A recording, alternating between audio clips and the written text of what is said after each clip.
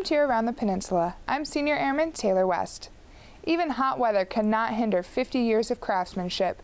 Katusa Sergeant Kim Tae-hoon travels to the outskirts of Seoul to meet a real man of steel. Ryu Sang-jun reaches into a furnace with a pair of tongs, removing a piece of steel heated at 3,700 degrees Fahrenheit.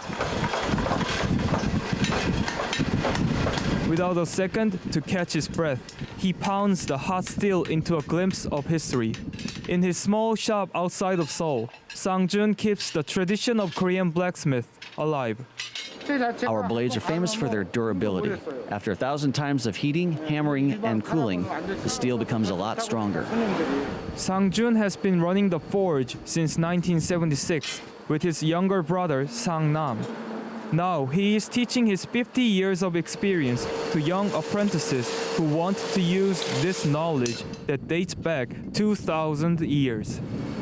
I didn't want to study when I was a kid. After graduating from elementary school, I told my father that I wanted to be a blacksmith. Now, I'm teaching college students. I feel proud to have achieved my dream of being a teacher. Reporting from Seoul, Korea, I'm Katusa Sergeant Kim Tae-hoon. Hyeong Forge is located near Susek Station. There are many parks throughout Seoul, but Sky Park has a secret underneath it.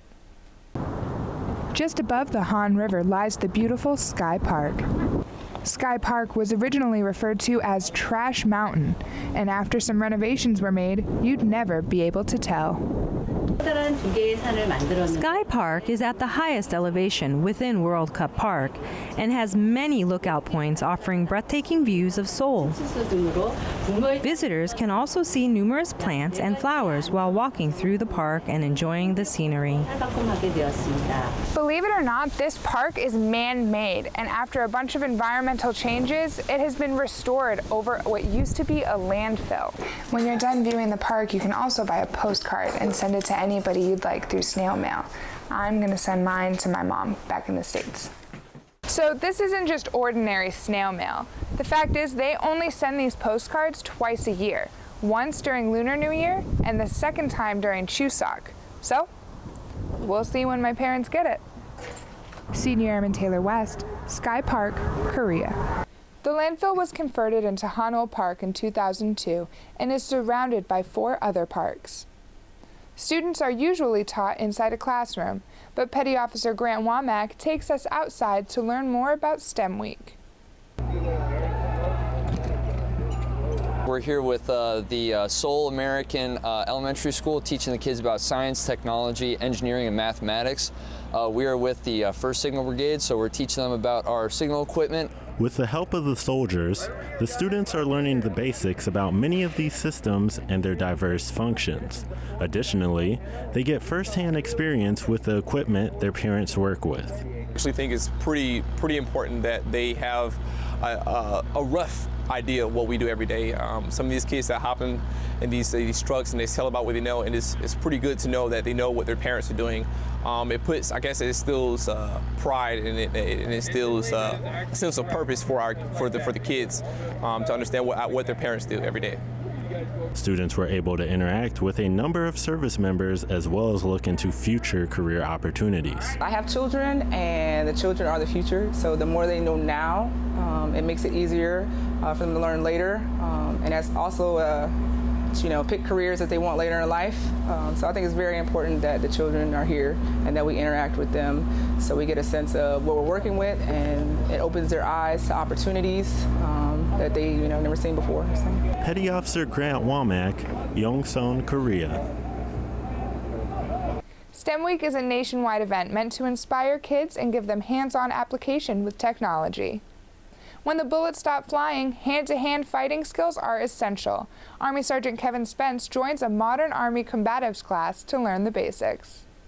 A lot of people are going to try and defend this. Stretch out and drink plenty of water, because now it's time to roll into Combative Skills Level 1 with 142nd Military Police Company at Trent Warrior Resiliency Fitness Center. We got some good instructors here. The motivation is high, and it's a good week. The morale's high, the soldiers love it. I'm looking forward to getting a Level 2 class lined up so we can continue this motivation. Every student has different starting points. There are some who have experience in martial arts or wrestling. There are others who have never taken a punch. And it's the instructor's job to bridge the gap with the fundamentals. So you have to really gauge where your soldiers are. Each individual soldier might need a different level of engagement. So based on that, but I feel all the soldiers in this class are doing very well, and the motivations level is high. Army Sergeant Kevin Spence, Yongsan, Korea. In order to graduate the class, soldiers have to be able to explain how to perform each drill using proper techniques. This year marks 4 decades of the U-2 Dragon Lady, providing day and night surveillance and reconnaissance support, ensuring Team Osan is always ready to fight tonight. Senior Airman Dillian Bamman takes us to the tarmac. Since its first flight in 1955, the U-2 has stood the test of time in countless U.S. air operations. However, it takes a lot of behind-the-scenes work to ensure this bird's missions at 70,000 feet are successful. So you have a lot of civilian counterparts that are out there working it, along with the different avionics crews, your electrics and environmental, as well as your crew chiefs who are going through. They'll be on the comm set, relaying between the pilot on the ground what is and needs to be happening, and everyone else out there is kind of supporting them get those things accomplished. When you mention the U-2 to the airmen of the 5th Reconnaissance Squadron, it's not the high-altitude, all-weather capabilities and incredible heritage that brings a smile to their faces. It's something personal, something a little closer to heart. Yeah, it's amazing. You walk around this base in this town, and there's signs of the 5th RS everywhere. The Black Cat is sort of omnipresent on this base. Been here for a long time, and I'm really glad to be a part of that history now. 40 years of patrol in the sky have come and gone, but the legacy of pride left here at Osan Air Base and in the hearts of the 5th Reconnaissance Squadron will last forever. Reporting from Osan Air Base, I'm Senior Airman Dillian Bamman. The U-2 Dragon Lady has been a reliable asset to Osan Air Base and U.S. forces. It's easier to forget than to learn, especially when you're having a good time. Army Sergeant Ryan Sharp introduces a way for children to keep what they've learned throughout the school year while having fun. Monsoon season is here, and for students that means summer break is on its way. Although vacation is a time for children to relax and have fun, teachers have something to say. Well, first thing is they have to read, and they have to read daily. You can go to the library and check out books. You read to the children as well as they read to you.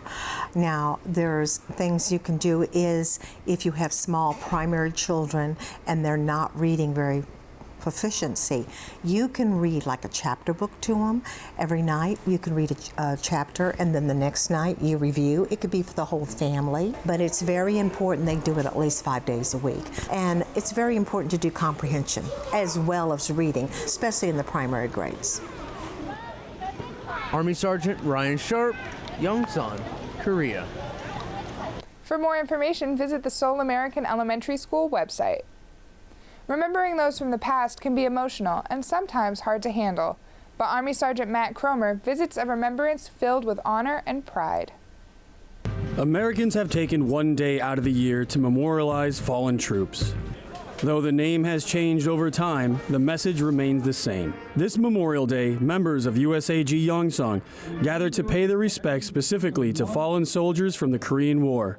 General Vincent K. Brooks explains what this day represents. To remind each generation of the sacrifices made by those who came before us, and to demonstrate the belief in the selfless action for the greater good, and to inspire in each of us to strive for the values that we hold dear, the values we are willing to fight for, and if necessary, to defend to our last breath. Over 33,000 American troops died in battle throughout the Korean War. The Republic of Korea and U.S. forces gathered to remember those men and women. Army Sergeant Matt Cromer, Yongsan, Korea.